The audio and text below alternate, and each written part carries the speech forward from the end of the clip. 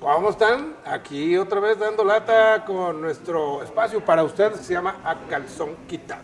Hoy me da mucho gusto, es más, estoy hasta nervioso, mire, porque siempre platicar con una mujer tan inteligente, tan aventada, tan distinta como Mara Robles es un verdadero placer. ¿Cómo estás, Mara? Ay, súper contenta de verte, Poncho. No, pues halagadísima, ¿cómo crees? Y bueno, nos encontramos en un buen sitio. Donde tenemos que hablar a calzón quitado. Bueno, estoy puesta.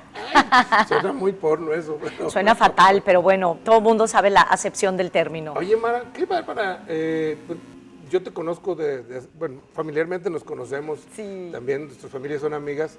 Pero yo te conozco desde que eras lideresa estudiantil, bien brava, bien aguerrida. Has siempre transitado por el camino difícil de la política, pero todas las veces invariablemente te ha ido bien. Y digo camino difícil porque generalmente has estado en la oposición, Ajá. en la izquierda, que en este país no tiene tanta potencia como en otros, pero ahí la llevas, digo, llegaste a ser la secretaria de Educación de la ciudad más grande del mundo, la Ciudad de México, diputada, rectora, ¿qué onda contigo? ¿Cómo? Sí. No, pues no, que es bien difícil hacer cosas en este país siendo mujer. Es muy difícil, pero en efecto yo he tenido una condición privilegiada. Justamente tú das el antecedente. Mi casa no era normal. O sea, mi papá era un médico, pero era un comunista. Entonces, en mi casa, así como hay familias donde se desayuna fútbol, se come fútbol, se cena fútbol, en mi casa se desayunaba y se comía y se cenaba política. Y por alguna razón buena o mala, el primogénito, mi hermano mayor, no se decidió dedicar a la política. Y entonces yo, siendo la más chica de 7 hermanos, fui la que andaba ahí como pollito detrás de mi papá desde que fui pionera del Partido Comunista. Entonces, bueno, por un lado, tuve mucha formación política. O sea, acuérdate que a los 11 años estaba en Cuba de pionera del Partido Comunista recibiendo de Fidel Castro una casa de muñecas, hazme el favor. Y luego, en la universidad, yo no hacía política universitaria porque odiaba a la FEJ. Era terrible, era como Santo Cristo para nosotros, o sea, así el anticristo. Pero cuando entré a la Facultad de Economía, entonces justamente los de la FEJ nos dieron la bienvenida con un pistolón en el cinto y en efecto ahí no me aguanté. Entonces le dije, no, esas no son maneras de darle la bienvenida a los estudiantes. Y sin querer me metí a la política estudiantil. Y fue muy interesante porque, ¿te acuerdas que nada más había de 2 sopas? O ser de la rectoría o ser de la FEJ. Y justo uno de mis mejores compañeros de lucha de toda la vida, el doctor Alfredo Rodríguez Banda, dijo, pero no tenemos por qué ser ni de uno ni de otro, podemos ser independientes. Y pues a partir de ahí ya no paré en lo político. Apoyé luego la candidatura al ingeniero Cuauhtémoc Cárdenas y como tú dices, fui diputada federal súper chava, o sea, tenía 24 años en la prehistoria. Entonces, todo se fue concatenando, o sea, de dirigente estudiantil, luego fui diputada federal, luego fui la diputada pues, más joven de esa legislatura y fui dirigente de los jóvenes del PRD cuando el presidente López Obrador era el presidente del PRD. Me regresé para mi rancho, me devolví acá a Guadalajara. Fui candidata a presidenta municipal de Guadalajara y ahí me separé de la política. O sea, acuérdate que yo renuncié al PRD en el 2000, dije tan. Entonces ahí hice mi segunda maestría, hice el doctorado y bueno, estuve un ratote en los medios de comunicación. O sea, era la que daba las noticias en Radio UDG. Pues me andabas tumbando el rating. No creo, ¿Cómo? pero Radio UDG sí era toda. Pero a buena hora dije, no, ¿sabes qué onda? Esto está muy complicado porque en la UDG los de los medios de comunicación no entran en la carrera académica. Entonces dije, no, yo mejor me voy a hacer mi doctorado porque si no, nunca voy a entrar realmente a lo académico. Y en eso estaba cuando fue totalmente personal. Me hice pareja del Pino, de Salvador Martínez de la Roca, el dirigente del 68, y echamos un volado a ver si él se venía a vivir aquí o yo me iba a vivir a la Ciudad de México. Me voy a la Ciudad de México, conozco a Marcelo Ebrard, y lo primero que hice fue una pregunta impertinente. Le dije, oye, ¿y realmente la política social de los primeros 10 años del PRD es efectiva? Y le digo, porque yo no veo una evaluación. Entonces me dijo, pues a lo mejor porque nadie la ha hecho. Entonces me invitó a trabajar con él para convocar intelectuales a hacer la evaluación de la política social. De ahí fundamos la Escuela de Administración Pública, la primera en toda América Latina en formar servidores públicos con base en el mérito. y por habladora de que tenía una propuesta educativa para los niños, terminé de secretaria de Educación. Así que pues así ha sido la vida.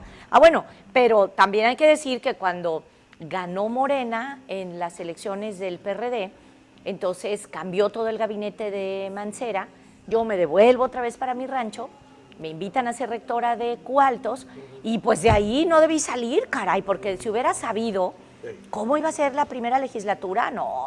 Tienes dos diablitos, porque no es angelito y diablito, tienes dos diablitos. Uno te dice, vámonos a la política, y el otro te dice, vámonos a la academia. No, tú que te encanta la academia. Exacto, tienes toda la razón. Te desenvuelves bien cañón ahí.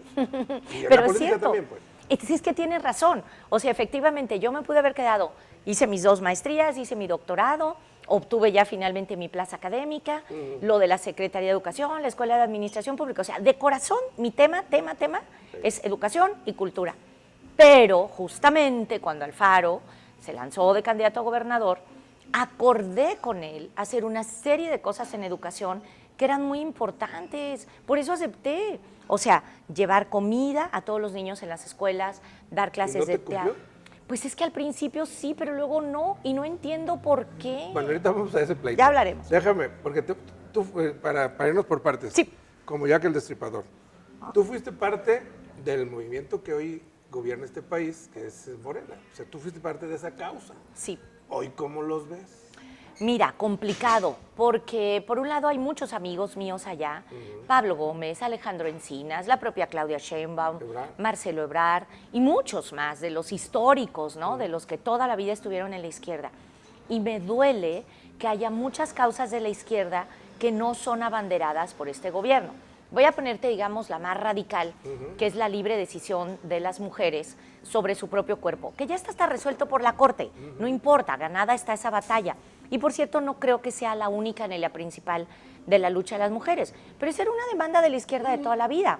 Es un capítulo que deben de haberlo dado vuelta a la hoja, pero no le dan. Pero no. Entonces tú dices, no puede ser que el presidente no sea feminista. No me explico.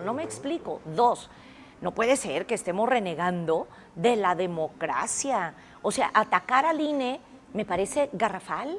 ¿Cómo creen? O sea, si gracias a que hay elecciones en donde los votos se cuentan y cuentan, pues es que el presidente llegó a la presidencia de la República. Entonces yo digo, no, o sea, desbaratar el sistema electoral, un error. Y lo más grave, eso sí me preocupa, Poncho, y en serio, el asunto de la militarización.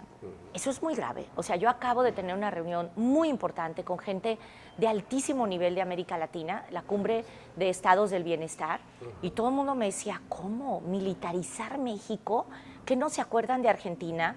¿Que no se acuerdan de Chile? ¿Que no se acuerdan de Brasil? ¿Qué hacen? Entonces yo digo, eso es un error y nadie de izquierda debería estar apoyando la militarización. Entonces, por un lado, tengo amigos, tengo historia. Por otro lado, tengo discrepancias con eso que está pasando, pero ¿qué creo? Que nos tenemos que reencontrar. O sea, tenemos que ver la manera en cómo nos aliamos, porque Hagamos es un partido local. Entonces, nosotros tendremos candidato al gobierno del Estado, a las presidencias municipales, a las diputaciones locales, pero nos faltará tener candidatos a diputados federales, senadores y a la presidencia de la República. Y sí creo que es mucho más natural que nosotros nos aliemos con un cierto tipo de izquierda, en la que antes estaba MC, hay que decirlo, a tener una alianza con el PRI, con el PAN, porque la verdad el asunto de la alianza en torno a Naya pues fracasó. Bueno, vamos al otro, porque esto del YouTube es un tirano, tenemos que ir muy al grano. Hay un pleito entre Enrique Alfaro Ramírez y Raúl Padilla López, que se ha trasladado a un pleito entre el gobierno de Jalisco contra la Universidad de Guadalajara, de la que tú eres parte, y te has convertido en uno de esos generales, coroneles de las fuerzas de ataque. ¿Qué pasa ahí? Sí. ¿Cuál es el asunto de fondo? Sí. Porque no es un pleito entre instituciones, es entre personas que se ha vuelto un problema entre instituciones.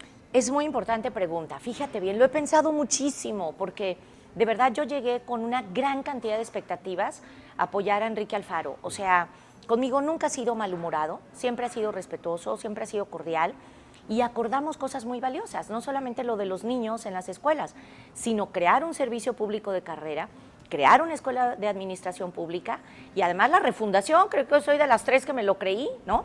Y trabajamos con Luis F. Aguilar. Sí, no, bueno, no, y Luis F. Aguilar y Mauricio Merino y también Chacón y también Orendain. O sea, creíamos realmente que íbamos a poder hacer cosas maravillosas. Yo creo que el problema de fondo no es precisamente personal, sino de autoridad, de autoritarismo. O sea, lamentablemente el gobierno del Estado cree que puede mandar sobre todo mundo. O sea, sobre las organizaciones de la sociedad civil y sobre la universidad. Y eso sí no se puede. Y te voy a decir por qué. Porque por definición los universitarios somos rezongones, somos críticos y no nos podemos quedar callados. O sea, porque eso es lo que aprendes en la formación universitaria. No es que seamos criticones, es que somos críticos. Entonces, por ejemplo, yo me acuerdo, la primera vez que aparecí públicamente con Enrique Alfaro fue muy emocionante porque fue nada menos que luchando por Temaca. Entonces yo llevaba cajas de papeles donde demostraban los investigadores por qué lo de Temaca era una barbaridad. Simplemente, si tú te acercas y ves la zona que querían inundar, es terrorífica. Bueno, entonces todo el tiempo él fue mucho más radical que nosotros en que no se inundara Temaca. Y un día, sin decirnos nada, pero nada, me enteré por redes sociales que ya había decidido aliarse con Aguascalientes para inundar Temaca. Entonces, claro, pues yo lo que hice fue con pero todos los... ¿Qué pitos tocan? no, acuérdate. Era en Guanajuato. En Guanajuato, perdóname. Ah, Guanajuato. Perdóname, sí, ese fue un lapsus. No, con Guanajuato, tienes razón. Entonces, yo vi eso, dije, qué barbaridad, pero además a qué horas nos preguntó, no nos consultó, cómo cambió de opinión, o sea, pasó algo. Entonces, en el Comité del Agua de la universidad, del que yo formo parte, estudiamos todo y nada había cambiado. Claro, yo firmé un desplegado del Comité del Agua. O sea, no puedes contradecirte académicamente. Entonces, esa fue la primera vez que yo me di cuenta de que él quería que nosotros fuéramos sus incondicionales sin ni siquiera avisarnos. Afortunadamente logramos retomar ese asunto y la solución fue la del presidente, que no se inundó Temaca. Entonces yo creo que es un problema de autoritarismo y creo que es un error. Él es un hombre muy inteligente, él es un hombre muy echado para adelante, pero él no puede creer que los liderazgos autoritarios a estas alturas en el mundo funcionan. No funcionan. Es con la universidad, no contra la universidad. ¿Y sabes lo que hizo? Que todos los universitarios nos compactáramos aún más, porque la defensa de la autonomía universitaria es nuestra identidad. O sea, si se acaba la libertad académica y de expresión, se acabó todo, Poncho. ¿Ves cómo vuelvo a lo educativo? Se acabó todo. O sea, puede haber pleitos en otros niveles de la política, pero si tú quieres callar a las universidades, no, eso ya es el salvajismo. A ver, no es la primera vez que un gobernador se confronta con la Universidad de Guadalajara. Claro. Y podemos recordar el sexenio de Emilio González Márquez. Claro. Ya tienes la experiencia, ya lo viviste aquel también. ¿Qué vaticinas que va a ocurrir en este sexenio, en la relación entre universidad y Alfaro? Quedan 2 años, bueno, uno porque luego ya viene la efervescencia, etcétera, pero quedan este tiempo en el que pues, algo tiene que ocurrir o nada, ya se va así. Yo creo lamentablemente que no va a pasar nada en el sentido de que haya un nuevo acuerdo, porque la oportunidad sería ahora el presupuesto, ¿no? O sea, la Universidad de Guadalajara tiene el costo por alumno más bajo de todo el país. Eso es irracional. O sea, querámoslo o no reconocer, los indicadores muestran que la Universidad de Guadalajara es la mejor de todo el país después de la UNAM. En ese sentido, es injusto que tenga el presupuesto por alumno más bajo de todo el país. Entonces, si en el presupuesto el gobierno del Estado plantea un recorte real, pues nosotros nos vamos a rebelar. ¿Y qué va a pasar a largo plazo? La universidad va a ganar. No las personas, no el grupo político, sino la causa universitaria, por definición va a ganar, porque tú no puedes plantearte quitarle dinero a la educación, no te puedes plantear quitarle autonomía a las universidades. O sea, eso genera una rebelión mundial. ¿Viste que 110 rectores de todo el país apoyaron a la UDG en el asunto del presupuesto y de que se construya el museo? Es que es hasta anticlimático que no se quiera construir un museo. O sea, es absurdo. En realidad lo que quieren es doblarnos, subordinarnos, callarnos, y eso no se puede. ¿Tú crees que la UDG cambie su estrategia y participe activamente en el proceso electoral? Digo, ya tiene partido político, aunque dicen que no es de ellos, pero es un partido afín a la universidad. ¿Hagamos? Es que fíjate, es muy importante. Didi. Y, por ende, Ricardo Villanueva, uno de los actores políticos más rentables hoy por hoy, no de MC, bueno, el más rentable fuera de MC, sí, pues entre a la competencia. Ojalá. Eso sería una gran oportunidad también para Raúl. Mira, yo sobre todo creo que Ricardo, al que conozco desde súper chavo, él era de nuestra corriente estudiantil y a mí me da mucho orgullo que siempre lo presume. conocí a Ricardo cuando tenía como 14, 15 años. A ver, Ricardo es ¿Cómo se llama? brillante. ¿Avance Democrático? No, Corriente Estudiantil Independiente, la Estudiantil. CEI, Avance justamente. Democrático es el de Celia. Sí, no, nosotros Ok. Corriente Estudiantil Independiente. A ver, Ricardo es brillante. O sea, eso todo el mundo lo reconoce. Era un chico y ahora es un joven más maduro, muy inteligente, con una tremenda capacidad política, mucho mayor que la de todos los demás, ¿eh? O sea, él tiene una capacidad de acordar, de generar acuerdos realmente muy valiosa. Número 2, es una gente que tiene una formación seria, o sea, no es un político improvisado, tiene experiencia de gobierno, porque fue el supersecretario en el gobierno de Aristóteles, entonces sabe cómo se gestiona un presupuesto, sabe cómo se administra, y ahora en la universidad, pues me parece que también ha jugado un gran papel. Ojalá pudiéramos tener un candidato a gobernador como Ricardo Villanueva, por el partido que quieras, ¿eh? ¿Por cuál te gustaría? Sinceramente. No, Porque pues Morena ahí anda así como que... ojalá, ojalá. Sí? Si a mí me preguntas, yo digo ojalá, porque si efectivamente Morena candidatara a alguien como Ricardo Villanueva, pues eso querría decir que habría asumido las causas democráticas y las causas universitarias. Ya estuviéramos. O de una coalición PRI-PAN-PRD. Fíjate que Hagamos. ahí a mí se me complica un poco más. O sea, si me preguntas mi opinión personalísima, no me gustaría que ¿No te nuestra gustaría alianza fuera transitar con con el ellos? PRI y con el PAN. Fíjate bien, si MC volviera a esa alianza y si efectivamente fuera un frente muy amplio de socialdemocracia, habría que estudiarlo. El problema no son las siglas. El problema son los compromisos que adoptan las personas. Y nosotros, ¿sabes dónde nos equivocamos en la alianza con MC? Que no pusimos condiciones. Creíamos que todo iba a ser coser y cantar sobre la base de los acuerdos que ya te dije que teníamos, comida para los niños en las escuelas, escuela de administración pública, lo que ya te señalé. A la hora, se echaron para atrás, no sé por qué, es un error. Pero entonces nosotros nos quedamos en una situación en donde no podíamos hacer nada, donde no podíamos decir nada, donde no podíamos ni pensar nada. Fueron los peores años de mi vida, no lo digo en broma. O sea, tú conoces a mi familia y hasta mis hermanos me decían, bueno, ¿y ahora cómo estuvo que te volviste levantadedos?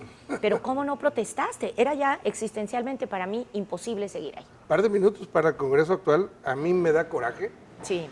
Te lo dije antes de empezar la entrevista, me parece falta de respeto como a diputados tan destacados como tú, Gracias. como Vero Flores, Sí. con diputados que tienen experiencia y que le dan seriedad a su trabajo, los quieren ningunear la bola de perdón, chamacas, porque también son casi puras mujeres, que los quieren mayoritear, les mandaron la ley de vialidad Terrible. el viernes en la noche para aprobarle el SAP, o sea, Así es. una vacilada. Pero el problema, fíjate, ni es de género ni de edad, el problema es de subordinación, que fue lo que ayer yo dije en este evento que tuve, ¿no? O sea, el problema es que hay una renuncia a ser representante popular. O sea, ser diputado es importantísimo, es el representante de la gente. Y por obligación tienes que ser el contrapeso al gobierno, tienes que evaluar al gobierno, tienes que controlar al gobierno. Contrapeso. La mejor manera de ayudar al gobierno es siendo críticos con el gobierno para tapar sus abusos, sus corruptelas, evitar que gaste dinero a lo tonto. Cuando el poder legislativo se subordina al ejecutivo, se perdió la cosa. Es serio, ¿eh? O sea, se rompe el orden constitucional. Y bueno, ayer, y me parece de veras que los diputados tenemos que reconsiderar. O sea, la mayoría tiene que saber que no somos empleados del gobierno, somos empleados de la gente. No es una frase hecha, debería hacerse realidad. Ese es el espíritu, pero Pues sí. lo perdemos de vista a los ciudadanos y a los políticos a toda madre les conviene, ¿no? Pues está muy mal, solo algunos políticos, porque en realidad pierden el prestigio. El lema que he venido señalando es no todos somos iguales, porque la gente va reparejo. O sea, dice, todos son holgazanes, Sí, todos son corruptos. Entonces yo le digo, no, espérense. Y por eso, cuando rindo cuentas, digo, yo voté en contra de la deuda, voté en contra de esa presidencia de derechos humanos subordinada. Claro que me opongo, pero no porque me guste ser Contreras, sino porque están mal las cosas. Pero no te creas, algunas las he ganado. Oye, ¿tú eres un dolor de huevos para este gobierno? Ay, pues espero que sea un dolor de cabeza, mejor, un dolor de cabeza. Mara, me encanta siempre platicar contigo. No, hombre, gracias, Poncho, una maravilla. Muchas gracias. Salud. Salud. Salud. Y salud a usted también, gracias por seguirnos. Aquí está nuestra dirección para que nos ponga like y nos siga. Ándele, ¿sale? Hasta la próxima.